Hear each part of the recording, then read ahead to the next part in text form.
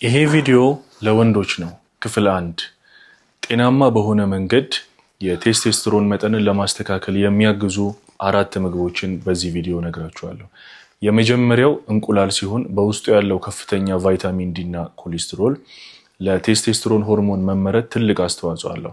በሁለተኛ ደረጃ ቱናና የሰርዲን ምርቶች ሲሆኑ በውስጣቸው ያለው ቫይታሚን ዲ እንዲሁም ደግሞ ኦሜጋ 3 ለሆርሞን መመረት ትልቅ አስተዋጽኦ አለው።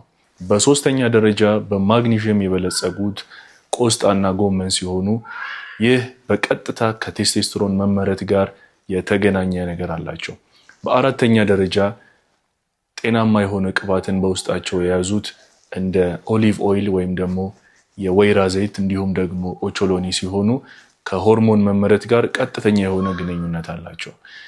ይህንን መረጃ ያጋራችሁ ዶክተር ኢዮብ ነኝ። ቪዲዮ ከጠቀማችሁ ይህንን ፔጅ ፎሎ ማድረግ፣ ላይክ ማድረግ እንዲሁም ደግሞ ለሚወዱት ማጋራት እንዳይዘነጉ።